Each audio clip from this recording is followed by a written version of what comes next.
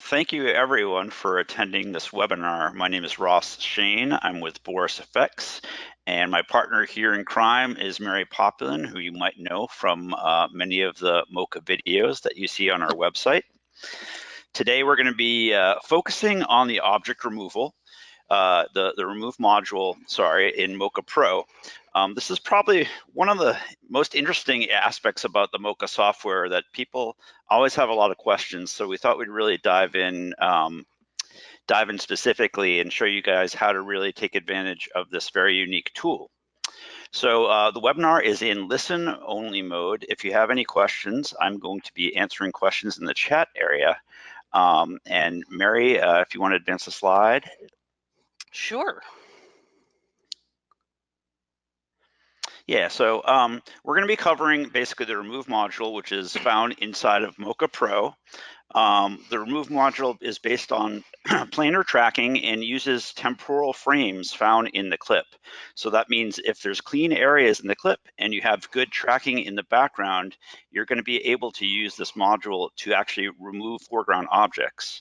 We're also going to cover a little bit of clean plating with Photoshop, how to do some more complex removes. Like Mary has a great example where she removes an object that's underneath some shadows, and some basic advanced techniques to basically optimize and learn how to use this tool much faster. So let's keep going, Mary. Got it. Okay, so again, please feel free to use the chat area on the side. We'll answer your questions. So again, we're in listen only mode. And you can basically find lots of information about our products on boriseffects.com. We are going to be giving away some really exciting prizes here, a full suite of Boris Effects, Moko Pro, one-year subscription to Sapphire, which is our flagship plugins for visual effects and motion graphics, and a one-year subscription to Boris Continuum, which is our flagship product for editors and finishers. So at this point, I think I'm going to turn it over to you, Mary. And again, thanks a lot for coming. All right. Well, thanks, Ross. And hi, guys. For those of y'all that have heard me before, I'm Mary Poplin. For those of you that haven't heard me before, same thing. So what we're going to do is we're going to go over the remove module, and I'm going to start with the basics, like Ross said. And what we're going to do is I'm going to show you, for example, in this sort of shot. This is a common use scenario where you have an object in the background that's kind of distracting from your shot and you want to remove it. Well, you can use the remove module to remove this type of object. And we're going to talk about, actually, I want to start with this example because that one requires a clean plate. We're going to start with this example because this is how to remove a car from the road. And we're going to show that because this is how to do it automatically, and then we'll show a clean plate. Sorry, I got ahead of myself. So what we're going to do is we're going to use the background pixels in this shot to replace this car. And the way we're going to do that is we're going to track the background. So when we're done, we'll end up with something that looks like this. And what you want to do is you want to set this up in Mocha. So we're going to go ahead and turn our renderer off. Let's jump to our remove. And I'm going to actually do this from scratch for you guys. So the first thing we're going to do is we're going to select our layer inside of After Effects, but this doesn't just have to be After Effects. It works inside of Avid Media Composer. It works inside of Premiere and other hosts like Nuke. So we're going to go to Effect, Mocha by Imaginary Systems, and select Mocha Pro. Now that we have Mocha Pro as a plugin applied to our footage, we can actually read from the timeline. Now, if I have this on half res, for example, like in proxy mode, and I hit launch Mocha, you'll see that it says, hey, confirm that you want to track this in half res. That's because what it actually does is Mocha reads from your timeline and renders back to your timeline when you're done. So we're going to actually close this and we're going to go to full res. Now that I'm on full res, I'm going to hit Launch Mocha Pro. You will see that warning will not come up. It's not an error, it's a warning. And now we will read our footage directly from our timeline. So the first thing that I'm going to do is I'm going to track this car. So let's find a good place to start tracking it from. When you're tracking in Mocha, just as a beginner, I just want to point out that Mocha is a planar tracker, okay? And we're going to use X-splines to track our objects. Mocha is a texture tracker. That means when we track an object, we want to track the pattern of pixels that's moving through the scene. and those pattern of pixels need to be moving in the same direction. We get away with tracking this car even though it's multiplanar because we're actually only going to track translation, scale, and rotation, which means we can fudge it a little bit. If we were tracking shear and perspective, we definitely need to stick to one plane at a time. And by one plane, I mean break your shot up into the most basic shapes. So if you look at this hill here, this is about 45 degrees to this ground plane, and so is this. So this is about 180 degrees, and this is about 45 degrees to that 180 degrees. So when I talk about planes, I want you to recognize that sort of geometry. Now we're going to track translation, scale, and rotation. What you'll notice is that the minimum percent of pixels used is automatically adjusted for me. If I drew a super small shape, it would be a high number. If I drew a very large shape, it would be a very low number, and that's because Mocha is trying to save me time. If you find that your track is slipping though, you can always increase this number. We're going to go ahead and hit track backwards, and we're going to let Mocha follow this object as it moves through the scene. There we go. Sometimes it takes a second for the tracker to catch up. And you can see that it's not glued to the object perfectly. That's because we're actually tracking that pattern. So what we're going to have to do is we're going to have to adjust this rotoscoping. So here's how we're going to do that. I'm going to go to my original frame, and I'm going to use this auto stabilize or quick stabilize mode. I'm going to use my zoom tool and zoom in on this car. Now what we're going to do is we're actually going to have this car pinned into the middle of our screen so we can rotoscope really quickly. So I'm going to go to the end of this shot, and I feel like I can add a little keyframe here. That's automatic keyframing, and now I can just scoot it off the edge of the view screen. Now I'm going to trim my layer just by hitting the Set Layer Out point right here in Layer Properties, and I'm going to adjust my roto shapes through the scene.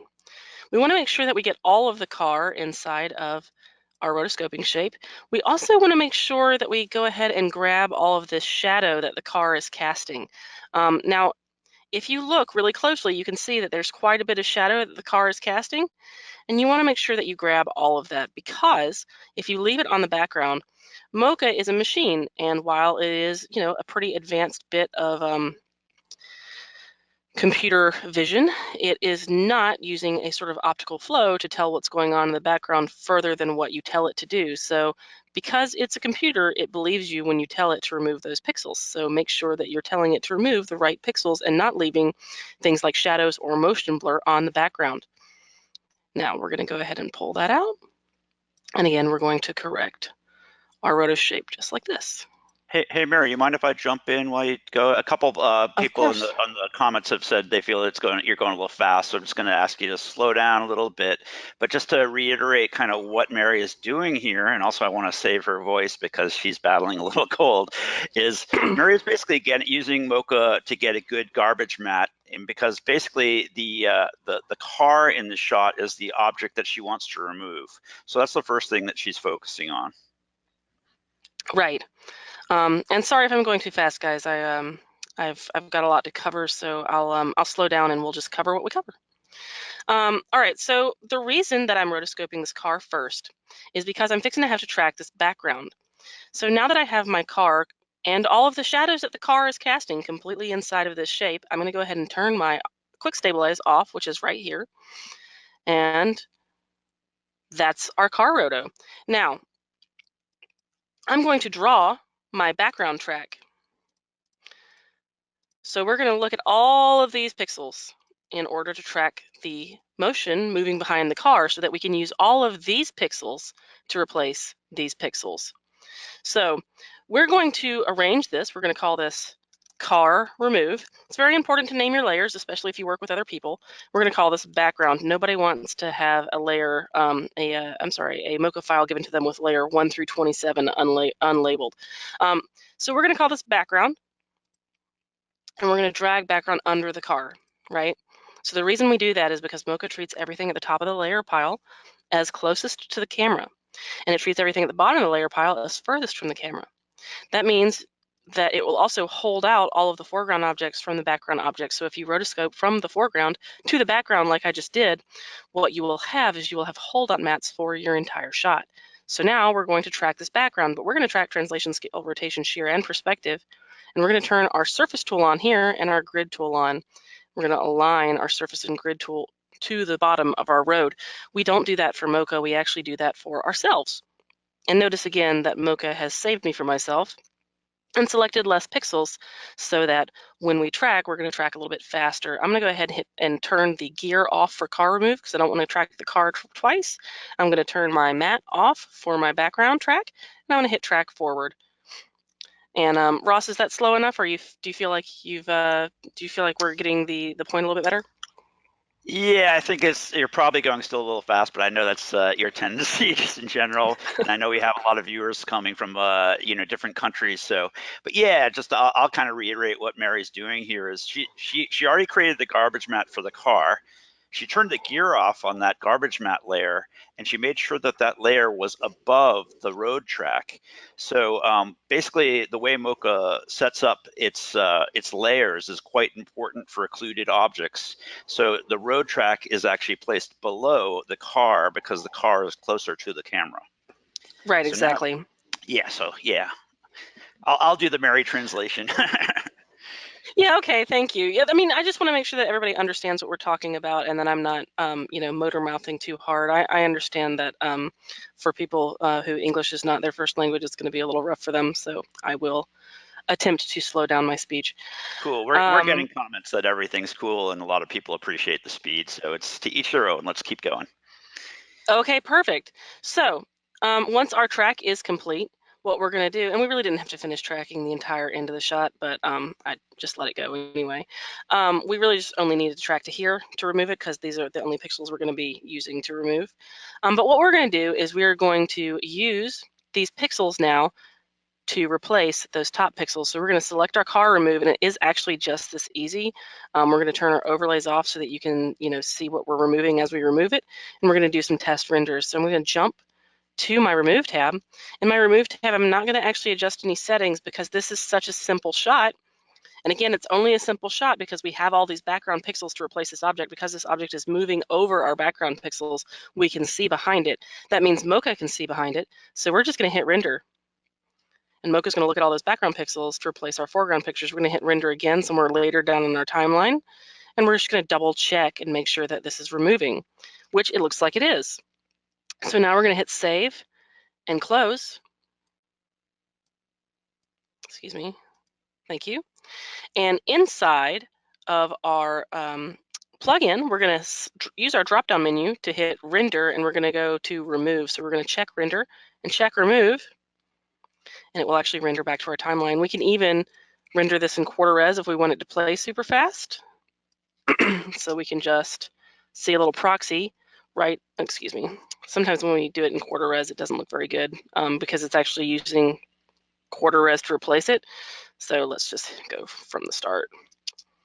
There we go. So now if we play it full res, we can see that we're getting a really nice remove here for our car as it renders back to our timeline. Now I've actually already rendered this for you so that you don't have to sit through the render instead of After Effects. So here's our end result. All Very right, cool, now Mary. what we're going to Very do. cool, Mary. Yeah, and I think an important thing to note here, and sorry to jump over you, is that everything you're showing here, you're showing it inside of the Mocha Pro plugin, inside of Adobe After Effects.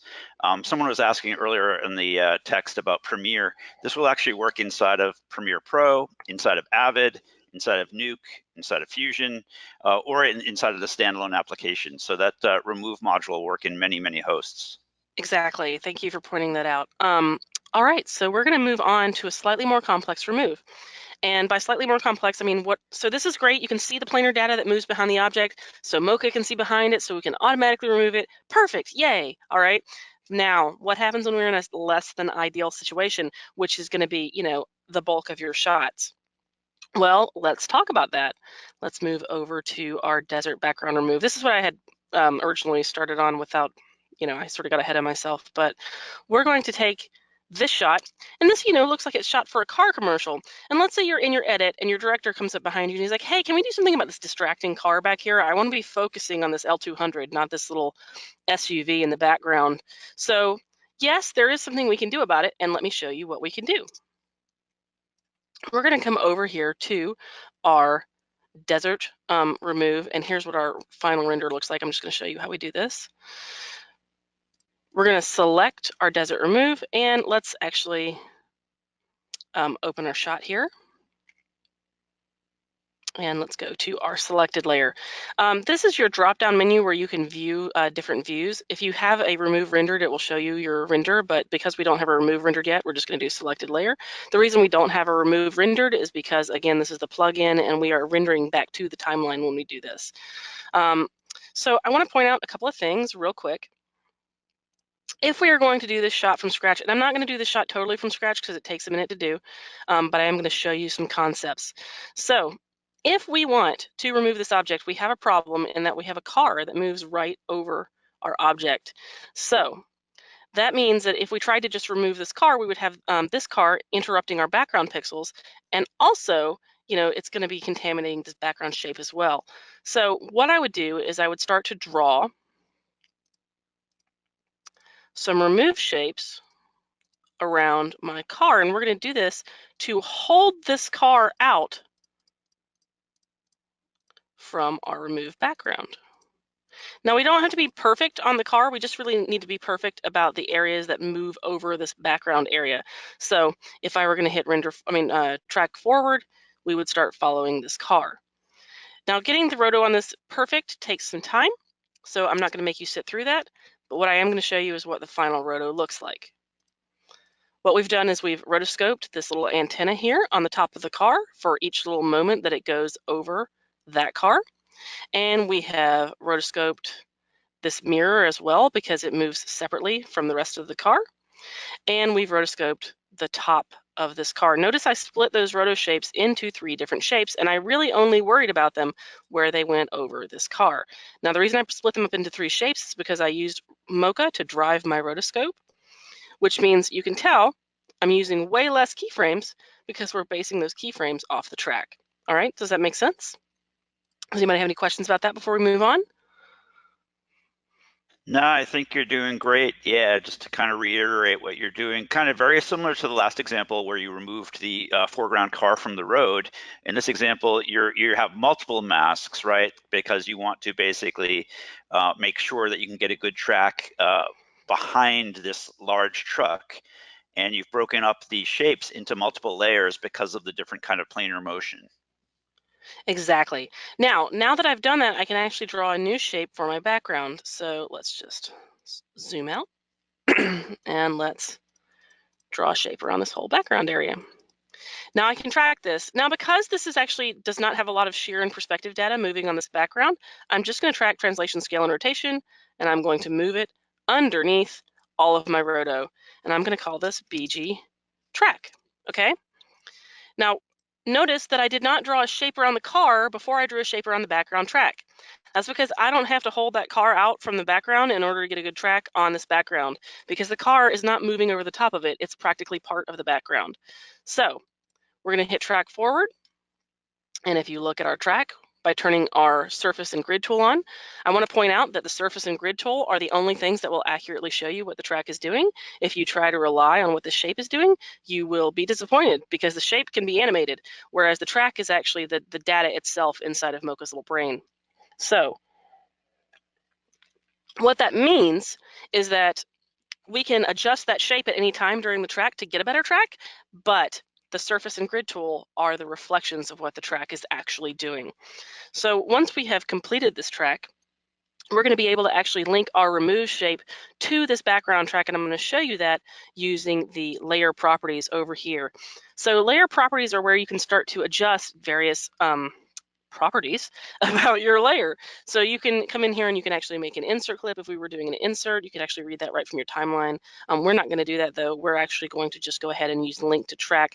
Link to track is going to be how we link this foreground track to our background track once this is complete. Ross, is that still making sense? Yeah, it makes perfect sense to me, and I believe, yeah, no specific questions about it yet. So yeah, you're getting a good track for that the plane in the background, and I believe the next thing someone was asking earlier, well, could Moko remove a logo from a shoe, from a sneaker?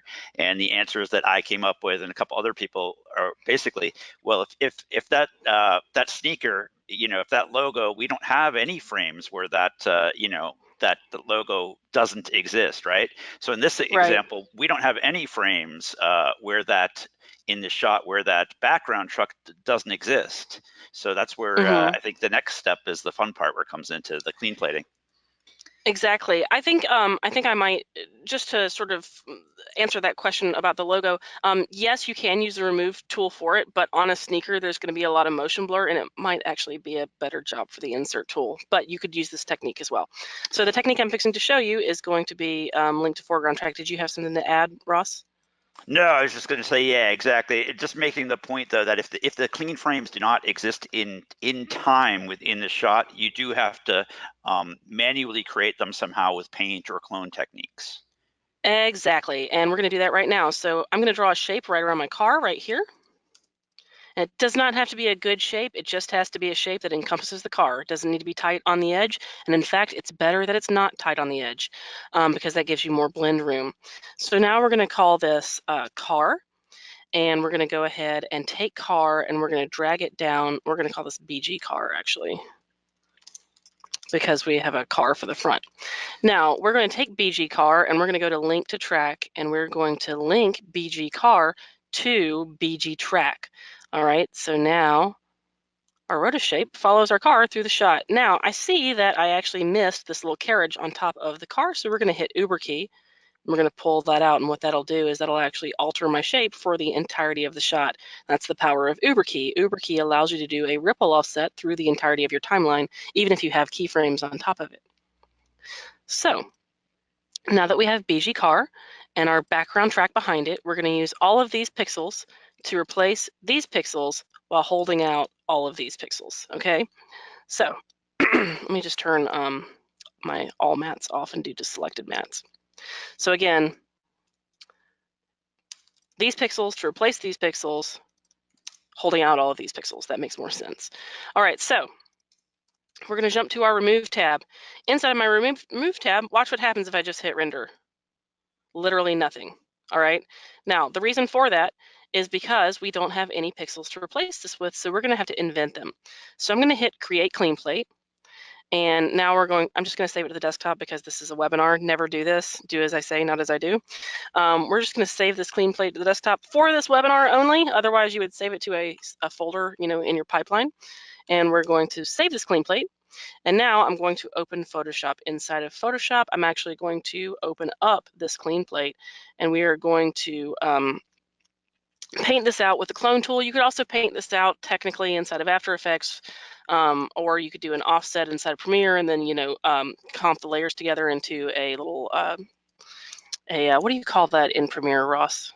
Where you mix down two tracks. Oh, you can do a nest if you wanted to take two layers and nest it into one layer, kind of like a pre-comp. Right. So, or you could paint it out in Nuke if you were in that. But we're going to use Photoshop because this is like the easiest way.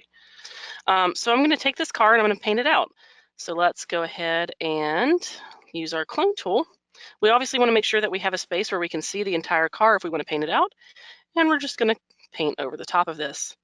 Now, this is probably going to be the world's quickest and dirtiest paint out. So, I don't want to spend too much time teaching you how to paint in Photoshop. But suffice to say, we're just going to, excuse me, it's not. I say that and then I'm still going to try to do a good job in here because I want to illustrate the point. Let's just come over here, paint that out. There we go. Helps if you hum to yourself, I find. I know you like to use the heel brush as well, Mary, right? A little combination I of do. rubber stamping and heel brush and that kind of thing, right? Yeah, and the reason I like to use the heel brush is because the heel brush actually hides a lot of sins. If you like for instance with this ground, if I feel like I want it to blend a little bit better on the ground, I can come in here and take the heel brush and I can take, like this ground section and run it over here and you see how it blends it really nicely into the bush. That's why I like the heal tool. So now that I have, some nice bushes to replace my little, area with, let's undo that. Let's actually just smooth this out. I want it to be as, inobtrusive as possible. So now that we have this nice little car removed frame where we can see what's behind the car, we're going to hit save. And now back inside of After Effects, we don't even have to reload it. It's actually already in my clean plates if you click on your edit clean plates here. And this is really important. We're going to use clean plates exclusively because we don't want to tell Mocha to use other frames to replace this. We want to tell it to use the clean plate only.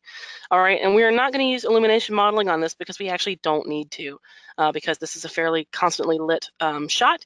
If we needed to use illumination modeling, I'll show you what that looks like in a later shot. So we're going to hit render and do a little check. It removes the object, which is great. So we're going to save this.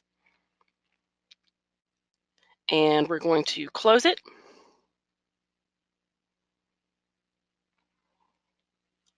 Perfect. And now After Effects is going to try to save me for myself and auto save my project. So give me 1 second. There we are. Now we're going to check render remove and turn that on. And Mocha should remove my car for me right from the background.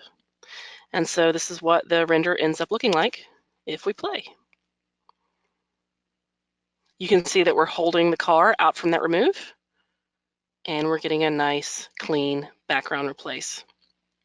So that's how you use a clean plate when you can't see behind the object. So what we did is we invented those pixels that Mocha would normally not be able to see. Does that make sense? Does anybody have any questions? Yeah, no, I think it makes sense. I know there's some people who are struggling with the streaming quality, and I think that's probably your local connections. But yeah, no, it's an excellent example of showing how you painted just one clean frame and using that tracking data of the plane. Again, the pixels behind the truck were tracked, and as well as you've used the foreground masks to hold out the truck so that clean plate gets composited nice and cleanly behind the truck. Exactly. Very, very, very cool example. And I think the coolest thing about this is that as we both know, and probably some of the people on this webinar, doing visual effects and kind of fixing these kind of shots, it can be very, very complex.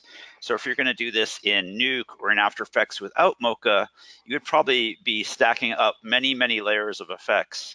So what Mocha Pro is kind of doing in this remove module is simplifying the process, kind of like simplifying what could be a 20-step process into a much more refined, simpler process. Yeah, what I like to say about Mocha Pro and in the remove module and insert modules in particular is that if you're an advanced visual effects artist, they allow you to cut your time in half. It would normally take you to create your shot. If you are not an advanced visual effects artist, it allows you to create some pretty advanced effects without having to have that background in visual effects. Right, like you could kind of learn this Mocha Pro process, and even if you're working in Premiere or Avid Media Composer, you could even be, turn to your producer and say, yeah, I can remove that object. Right. So let's talk a little bit about how to remove something with more than one clean plate and actually with a little bit of complex shadow overlay. So what we're going to do is we're going to remove this snake tattoo from, let's just duplicate our original plate so that we can, there we are, put this here. All right, so we are going to remove the snake tattoo from this woman's neck. And the way we're going to do that is we're going to actually use two clean plates because we do actually have a subtle lighting shift happening, and we want to make sure that we capture that inside of Mocha. And we also want to make sure that we are following with the motion of her neck, okay? So we also need to rebuild the shadow under her hair and hold her hair back on top. So this is a slightly more complex version of what I just showed you. So we're going to keep building on our previous examples and show you how you get more and more complex with these techniques. So let's show you how that works.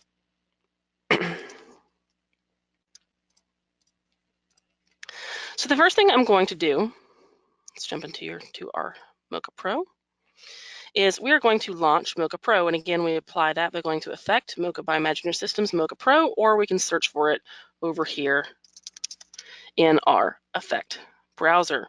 Okay, now we're going to launch Mocha Pro. Mocha Pro is going to read our footage directly off of our timeline, just like this. And again, we're going to make sure that we are on our selected layer and not our inserts. Okay, so much like I did previously, I'm going to actually go ahead and track the background first because, again, I can't see behind the object. So because the object is part of the background, I'm going to use that as part of my track so that I get really good data. So we're going to go ahead and hit track forwards with translation, scale, rotation, shear, and perspective. Now, why do we use translation, scale, rotation, shear, and perspective? So translation is really obvious. It's what the object is doing in X and Y. Again, rotation, super obvious. How is it rotating? And scale, really obvious. How is the object growing? But shear and perspective must be pull up, so let's talk about that. Shear is how the object is warping in just X and Y. Okay, so like a square becoming a diamond. And perspective is the addition of Z space to that warp. So do you see how that's tilting forward in space? That is perspective. If you don't see shear or perspective on your object, you should not use that in your tracking. Now we're going to go ahead and hit track forward. Now I've already baked this cake for you, so I'm probably not going to sit through this track because that's spending unnecessary time. So we're going to stop, we're going to delete that, and I'm going to show you what my background track ends up looking like. If we align our surface and grid tool to our background track here on our little snake track, let's just align this just like this. You can see that our track ends up being really accurate. You want to make sure that that track is glued to the object you're trying to replace because Mocha is machine and it is only as good as the data you give it. So garbage in, garbage out, excellence in, excellence out, okay? So let's go ahead and now we're going to draw our shape for our snake, and I'm going to show you how we did that because I want to talk a little bit about edge feathering with pixels. We're going to draw an object right around our little snake tattoo here, and we're going to talk a little bit about rotoscoping this type of object. We're going to use our X-splines. Here's why I like X-splines. If you relax for a curve, you get nice curves. If you pull tight, you get corners. So we're going to relax for a nice curve. I'm going to pull tight for a corner here, and I'm going to pull tight for a corner here. Okay, so that gives me a nice curve to my shapes with a little bit of a cutoff. Now, I'm going to use my pick edge, and I'm going to feather the edge of this shape. I'm doing this so that when I apply my mask to my remove, we'll get a nice soft blend between my mask and the other parts of this object. Now notice I'm really not doing much of a blend on this edge here. So this is per point edge feathering. So our mask is going to end up looking like that, all right? We want to make sure that we're using per point edge feathering because we want to make sure that we are not getting a blurry edge here, otherwise I would cut off part of my snake. We're going to call this snake tattoo, remove, and we are going to link this to our background. So now it's going to be linked to our background. And I can start to correct my roto shape. So I'm going to, I'm going to select, pick both, and I'm going to adjust my roto shape. Just like that. And so what this will do is this will give me the ability, let me just pull this out a little bit. This will give me the ability to remove this object with a clean line right along the edge of that neck. And I want to make sure that I'm fixing this little area here where I can see her hairline, just like that. It's really important that this roto be accurate because this is how your remove gets created. All right, so I feel really good about that. So now what I'm going to do is I'm going to do that same thing. I'm going to create clean plates. So I'm actually going to go to my remove tool. And because the lighting changes from the beginning to the end, I'm going to hit create clean plate. And I'm going to, again, save this to my desktop, but you would never do that. You would save it to a folder in your pipeline. And I'm going to hit create clean plate here and do the very same thing. Back to my desktop. And now we can paint these in Photoshop. So if you look here, I have 361 and 408 automatically assigned for myself. Now, I already showed you how to paint in Photoshop, so I'm not going to go and dive into Photoshop again to replace this, but suffice to say, you use the clone tool to replace the snake, and then I used the heal tool to blend the edges, and I used some selections and eraser tools to blend back into the skin. So what that ends up looking like is this. Let's go to our remove and turn our edit clean plates on. You can see 361 and 408. We have our clean plates. So let's hit render inside of Mocha and just do a little quick test. And it's going to take a second to think about it because it's replacing a lot of pixels, and it's going to replace that object there. And let's go to the beginning and see what that looks like. All right, so that looks pretty good on both of those frames. I'm going to save it. I'm going to close it. And now I'm going to actually render it to my timeline by doing render remove. Let's just turn off our background here for a second. Render remove, turn Mocha on. And I'm actually going to select my visible layers, turn my background off, use snake only, and we're going to do apply matte. And that will apply my mask to my remove. And now we're going to turn our background layer on. So this is our remove over the top of our background. Now, obviously, this is not a final shot, and here's why. We've got this sharp line under her hairline. We need to blend that in. Okay, so if we want to blend that in, what we need to do, we actually need to slow this feather down to like maybe a 15 because I can see tattoo that we're removing. So that's why we got really close to that line. Let's do 5 actually. All right, so we're still softening this edge a little bit, you know, to sort of match the hair that we can see on the edge of her neck, but we are not, you know, cranking this up to like such a high level that we actually see the tattoo. All right, back down to 5. There we go. But you can see her hair right under here. So let's talk about how to fix that. Well, what I would do is I would take my my Mocha shot, and we're going to launch Mocha. We're going to go back to our selected layer, and I'm going to try to copy this shadow here. So let's do a little quick rotor shape right under here. And let's track the edge of this hairline, just like this. Soften it. And you see how we're following that line there? We're going to call this shadow, and we're going to hit track forward. And this should track really quickly. Now, we're just tracking translations, scale, rotation, and shear. We don't really need to track perspective on this. I just want to get a nice smooth motion to follow this shadow. And we're again going to adjust our rotor shape as well. So let's adjust our rotor shape just like this. And let's see how that looks. All right, so that's an approximation of our shadow. We are going to export this shape data, and we are going to copy this to the clipboard. So selected layers, copy to the clipboard. And because I don't want the shadow to hold out of my, my snake, I'm going to move it below so that when we render, we're not holding this out. Let's hit save and close. And now I'm going to duplicate my original plate. I'm going to move it above, and I'm going to call this hair. I'm sorry, I'm going to call this hair shadow.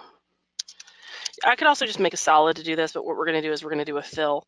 Let's go to Effect, and let's do a Generate Fill.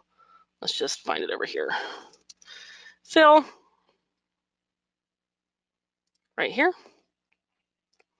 And we're going to just do an eye, well, we were going to do an eyedropper. Let's turn that off. We're going to do an eyedropper to select the shadow. There we go. We're going to make sure that we are on our first layer. We're going to go to Edit, Paste Mocha Mask, and we're going to feather this a little bit. Let's go to Masks, Shadow, and we're going to feather this right inside of our pasted effect. Now we could also use Mocha to apply the effect, but I just did it with copy and paste. Let's do a nice soft shadow edge. And are there any questions, Ross?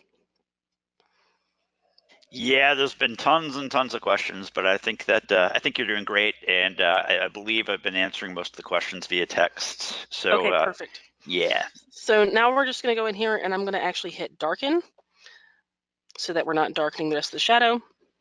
And we're going to go ahead and put our hair back over the top. So we would put the hair back over with another rotor shape. So again, I would do that very same thing where I would duplicate our layer.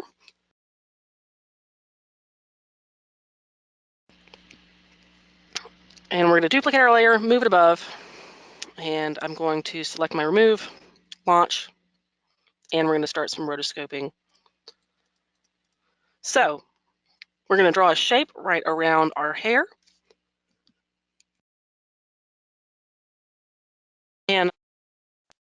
Actually, can you answer a question really quick? Sure.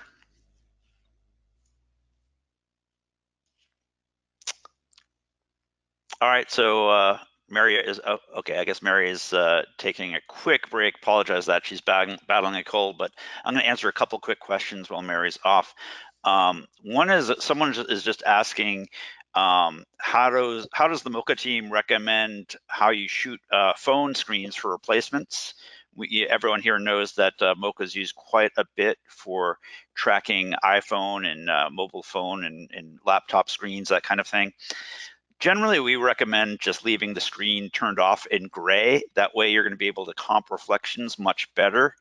Um, some people do put tracking markers or put green screens. Personally, I think that you're going to get the best compositing result by leaving the screen gray, and then you'll get more natural reflections. Yeah, that's absolutely right. And I think I would further add that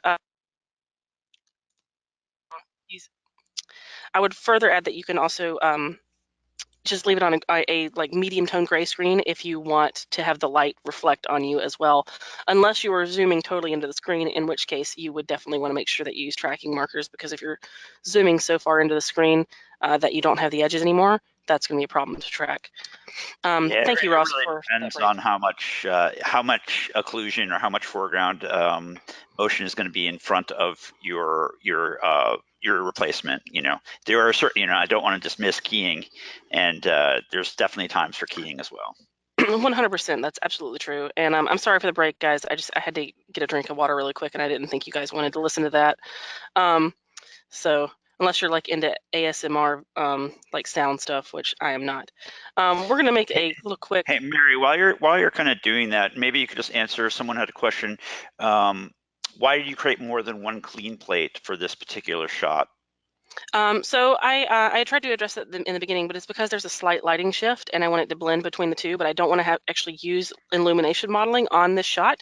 And the reason for that is because if I used illumination modeling on this shot for the remove, I would pull all of this dark data down into the nice clean light area here, because it's right next to an area of high contrast. So that's why. Cool. Yeah. So Um, sometimes if you're as you scroll through your shot and you're looking at all your frames, if there's drastic lighting shifts or depending on the image, just one frame is not going to cut it. But that's actually the power of this remove module with the clean plates, is that the way that it can interpolate these clean frames, painted frames across a shot. Yeah, absolutely, and it does it pixel by pixel. I'm sorry, I hit remove there, and I needed to hit track. Um, so the reason for that, is because it's blending pixel by pixel, and you end up with really nice results when you're done. So once we are done with our shadow track, we can actually go ahead and do a really quick rotoscoping track for this hair. The nice thing about this is that we can let's just adjust this really quick. Perfect, and let's just come in here and replace this. Great. And I'm actually going to come in here, and actually I'm going to use add, and we're going to just add a little bit of texture there. I don't want to straight line all the way across it. We're going to take this, we're going to call it hair. And again, I'm going to export my shape data, Mocha shape data for After Effects. I'm going to turn this off, drag it underneath. We're going to save this and close it. And then we're going to paste this data right back over the top. So save it and close it. We're going to take our original plate here. We're going to rename this to hair replace. And we're going, excuse me, hair replace with one E. And we're going to make sure we're on our first frame and go to edit, paste Mocha mask. I could also just copy and paste the effect for the remove, and then use the matte from that. And we can actually just come in and make another shape to replace this whole side of the neck as well. So what we're going to end up with is something that looks like this. So here's our remove. Here's our darkened hair shadow. Let's make sure that our remove is on. There we are. And let's go to, let's get this to remove. Well, whatever, we're gonna drop it underneath. Why are you not rendering? Let's find out. Let's go to our, oh, that's why, snake. Let's just delete these. Let's go to snake. Let's go to remove. Let's hit render. Perfect. We're going to save and close that. I think we had a caching error, so we're just going to make sure that's removing. Great. Cool. We're going to apply our shadow over the top, and we're going to replace our hair over the top. So here's our before, and here's our after, just like that. Very nicely done, Mary. I think this is really, someone like myself, comes from, some of the old school high-end systems like flame work, or people see Nuke artists doing this kind of work, but be doing this kind of in-depth beauty work and skin corrections inside of Adobe is very cool workflow. So, personally, Yeah, I think absolutely. the combo of Mocha Pro plugin running inside of Adobe After Effects makes a very, very powerful solution. It does. And if you have any sort of sins that you need to hide in this sort of beauty work, I highly recommend that you come over here and you use Beauty Studio, which is a BCC Beauty Studio, and you can use it over the top, and it'll do even more to blend your original matte, your original little remove painting that you did into the rest of your shot, so it'll be completely invisible and seamless. So that's a really good way to hide any miscellaneous sins in your remove. Well, while So, you're bringing up your next example, Mary, I'm going to jump in and answer a couple more questions. As you're doing that example, we've had a couple of questions about different hosts. okay. People have asked if this is working in Resolve or Fusion, and the short answer for Mocha Pro running on OFX is that we support Nuke, we support Fusion, we support Vegas Pro, and we support HitFilm. Unfortunately, the way that Resolve is giving us access is the way Resolve is set up as an OFX host. A lot of Mocha Pro actually works inside of Resolve, but the Remove module does not. So that's why we don't say that we officially support the DaVinci Resolve with Mocha Pro yet.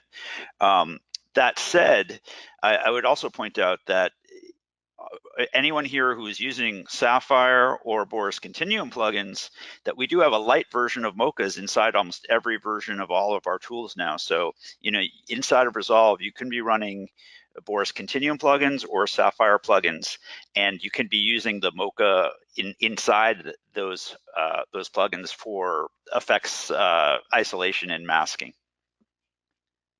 Right. Okay, so the last thing I want to talk about is really complex removes. So this is the kind of remove that people look at and they tend to say, oh, this is easy. Mocha can handle this right away. It's right over a plane. Except for here's why it's not. Look at that shadow going over the top. That actually completely messes our remove up. And the reason for that is because Mocha, while being really good at adjusting for lighting, is not really good at adjusting for lighting when that lighting is super sharp and cutting across my image. We treat that actually like an occlusion. And that's really hard to think about because it's transparent, but that shadow is actually an occlusion. Same thing goes for really harsh reflections as well. Think of it in terms of layers, like transparent layers moving over the top of one another. If this was like cell animation, So that means that what we're going to have to do is we're going to have to track this background, which we can totally track this background, no problem, but we're going to have to make a pretty complex remove over the top to make this happen. And you can see that we have quite a bit of layers in here. We're going to talk about how we do this. We've got about, let's see, yeah, we got about 10 more minutes, so I think I can do this. Now, what we're going to do is we're going to track this first. So we're going to remove these numbers on the side of the truck, just like this, and let's talk about it. Don't worry, I'm not going to make you sit through a bunch of I'm not going to make you sit through a bunch of rotoscoping. I'm going to kind of already bake that cake for you, but I am going to show you how it's done. So that's what we end up with when we are done. Now, here's how this is going to work. Let's take our original layer and let's go ahead and apply Mocha Pro, drag and drop it right onto our timeline, and launch. And what we're going to do is we're going to track this background. So we're going to draw a shape right around our background, and we're going to track this whole thing. Now I'm tracking the whole side of the car. The reason for that, in fact, I might even actually come over here and track this side of the car as well, as much as I can. The reason for that is I want to be able to avoid this shadow area. I want to be able to lock to this area, even though the shadow is moving over the top. We're going to track, I think, translation, scale, and rotation only. And we're going to hit track forward. I'm going to increase this value quite a bit so that we look through the shadow and only follow this texture. And we're going to call this truck track. And let's go ahead and turn our surface tool on and align that to the area we're trying to remove, just like this. And we're going to turn our grid tool on and we're going to hit track forward. And now if we've done everything correctly, what we'll do is we'll track through this object while focusing on these side textures and not really caring that this shadow is interrupting our track. So I want to make sure that makes sense to everybody. We are tracking the texture here. And because we're tracking the texture, I've actually gone ahead and turned shear and perspective off because this shadow will actually interrupt that. And we're going, because basically Mocha tries to invent that data where it doesn't belong if you tell it it belongs there.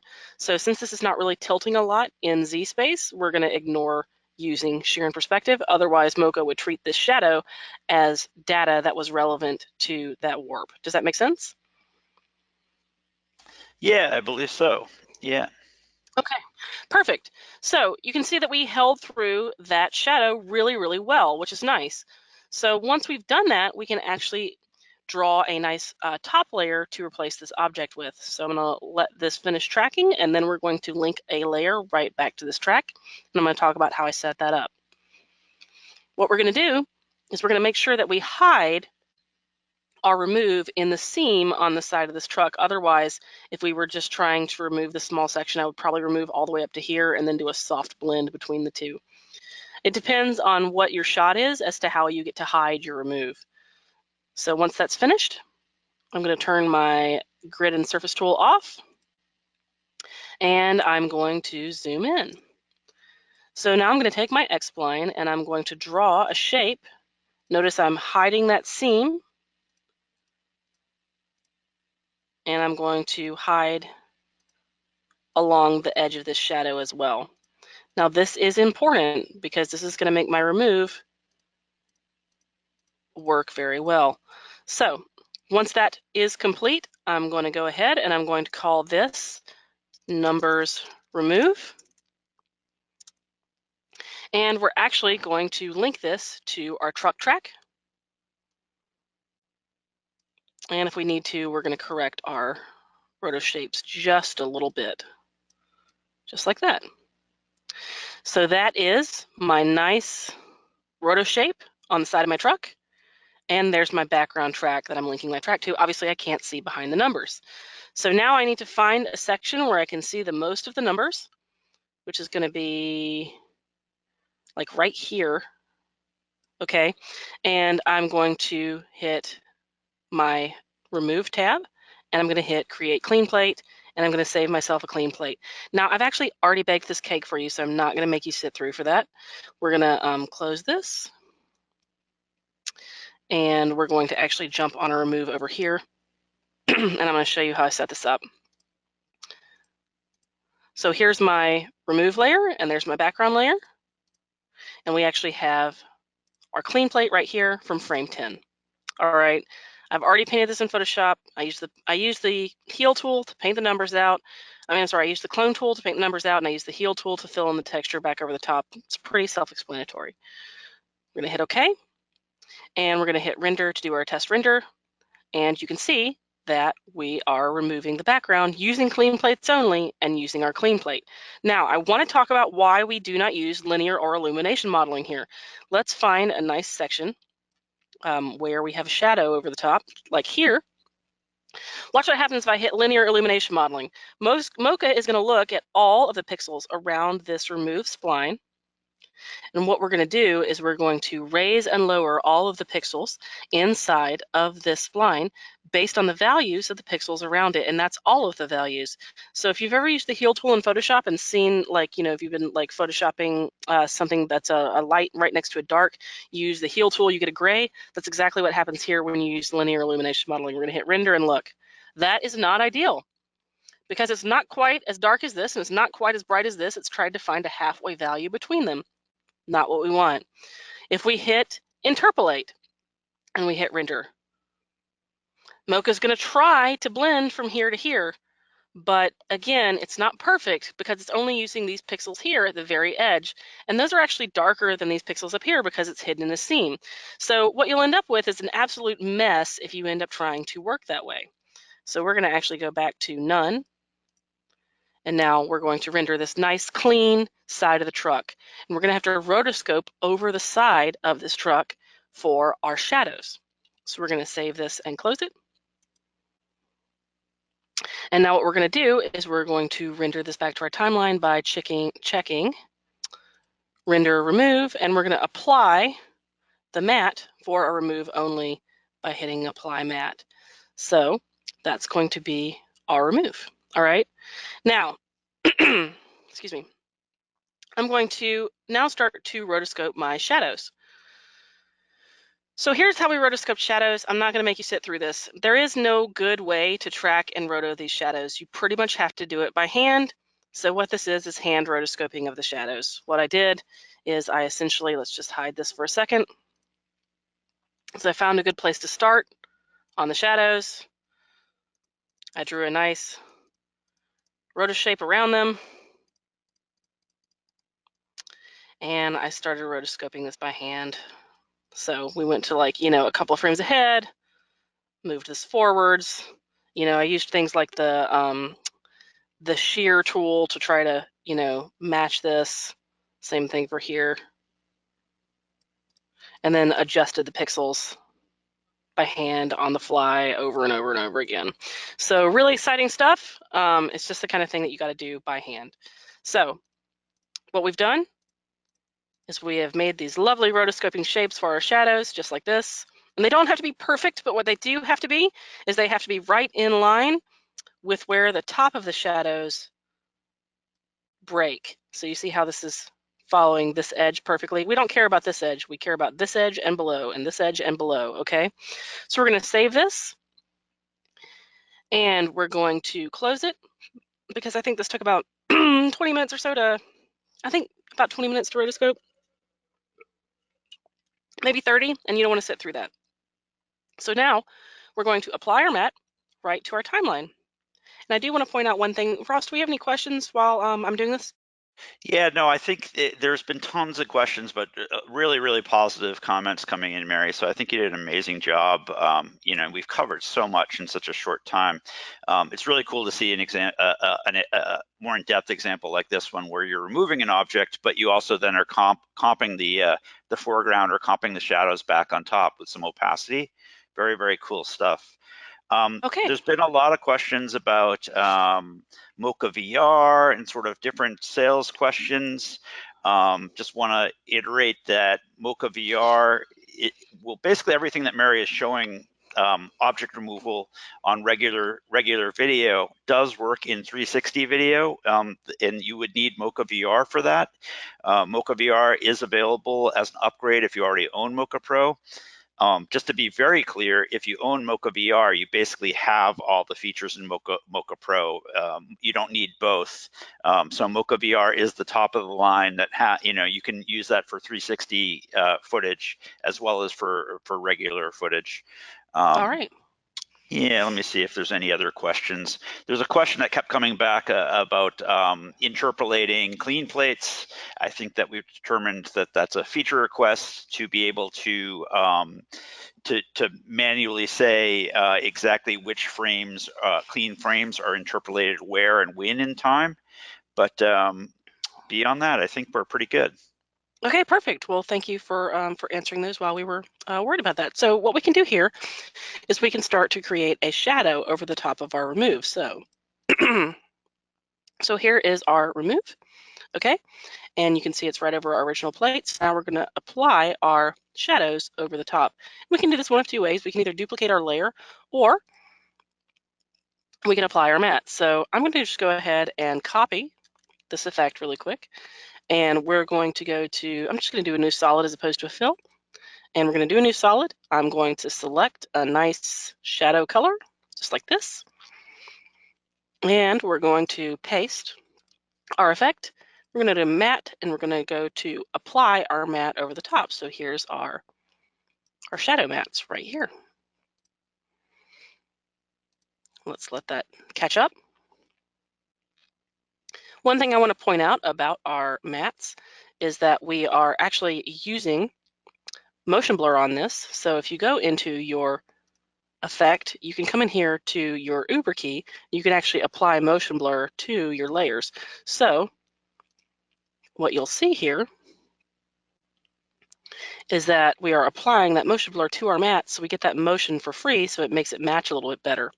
All right, we're going to take this and we're going to go ahead and we can use a soft light, or we can use a multiply to put our shadow back over the top. It's going to depend on what your preference is for your blending mode. I'm going to go back to soft light, and I'm going to use multiply. And I'm just going to take this value down. So we're going to go to transform, and I'm going to take the opacity down on this to like maybe 50. All right, so now what I'm going to do is I'm going to actually further isolate this mask. So we're going to actually go to our original remove, and I'm going to select my remove roto shape, and I'm going to actually export our shape data. I'm going to do Mocha shape data for After Effects, copy to clipboard. I'm going to go to layer, new solid, doesn't matter what color the solid is. I'm going to move it up here. We're going to go to our first frame. We're going to do edit, paste Mocha mask, and you can do this a bunch of different ways. You can also use the intersection of the masks to do this, but I'm going to show you how to use track mats. We're going to use an alpha mat to isolate this. So now our shadows are limited to this section, and we can actually start to adjust our values a little bit better now that we can see them not stacked on top of one another. So let's see what this looks like at 100%. Okay, I'm feeling pretty good about that, but what I am also going to do is I'm going to go to my layer solid settings, and I feel like I just want to pick a slightly different color for my solid, make sure that I'm using the right color. Now, I'm still not happy from here to here, so what can I do? I can go to Effect, and I can go to Generate, and we're going to do a quick little ramp. Where's my ramp? I'm just going to find it. Gradient ramp, that's what it's called. Drag and drop it onto our effect. We're going to do a little begin point and end point. I'm going to select my color here and there. And that's going to give us a little bit more realistic shadow matching. Okay, let's do like a 90%. Way better. Okay, so now my shadow is nice and matching on the top of my object. And now what we can do is we can actually blend this back over the top. Okay, we can start to blend this back in with the rest of our shot now that our shadow matches. So all we've done for that is we've actually just gone ahead and added our lens flare back in over the top of our shot. We do that by just doing a quick little mask here. And we're linking this to our original track that we made, right? We're saving that. Really, and we're yeah, applying actually, that back over the it's top. cool that you're covering that, because a couple times people are asking about link to track. So I like the way you just showed that you already had the car tracked. You don't need to retrack it. So you just wanted to link that new mask shape to the same tracking data. Right, it's the exact same thing that I did in a previous version. So I've got my two shapes that I wanted to make, and I've got my remove track here on the background. We just take this and then link to track. We link it to the remove, and that's that. So now we're compositing all of that back over the top. What we end up with is here's our original and here's our remove. So that is how we would tackle this really complex effect. And I talked about where we would use illumination modeling and where we wouldn't, where we would have to rebuild shadows and where we would, what is appropriate for this sort of remove, how you do clean plates. We really hope you guys enjoyed this, because that is a start to finish breakdown of the remove module. Yeah, Mary, that was a really excellent example. I really appreciate this one because people are always asking us, they see some of the simple removes that we do, but to see like a more real world example like this, where you're removing that logo but retaining the realistic shadows with motion blur on top of it, really awesome job. I also Well, really thank you. appreciate the way that you kind of used Mocha Pro plugin as almost like a little Swiss Army knife, and came back to it for different a couple different masking, remove, all in the one comp. So that's very cool. Thanks. Well, I really think that if you use Mocha every day, if you use it on everyday shots, not just like a fire extinguisher, if you use it all the time, you will get used to using it and you will double your workflow. You'll be so much faster. It's because you use it for things like masking, you use it for things like quick tracks, you use it to link things back to one another, and you end up saving yourself a lot of time because you don't have to do those steps over and over and over and over again. And another thing that I want to point out is that a lot of times people think the remove tool is magic. The remove tool is not magic. It does exactly what you tell it to do. It's just important that you give it the right information to help you finish your shot. Yeah, exactly. And I would just reiterate kind of what you're saying, because both of us go on site and meet a lot of users. And, when you invest in yourself and kind of learn some of these core features, ultimately you're going to just have skills and a way to handle more shots. So I think that this webinar is really great, and we're getting great feedback from all the users. And Mary, you're very well loved because many of the users are saying they hope you feel better, and Oh, people have been very impressed that you've been able to handle this webinar, with your cold and everything. So oh, well, thanks, at this guys. point, I would just kind of reiterate a couple cool things about this webinar. Number one is, yes, we always record these webinars, and we share the replays.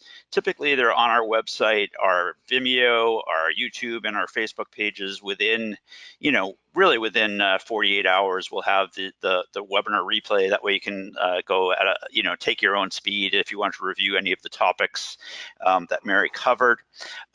Since we're running out of time, I'm just going to say that we are going to be announcing the winners. We're going to send the winners to the prize winners directly.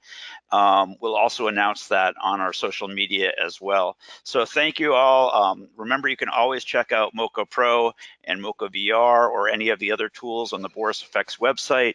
You can download them. You can try them for 15 days. And, we're here to help. So feel free to get in touch. Okay, thanks a lot, Mary. All right, thank you, Ross. Bye. Okay, bye.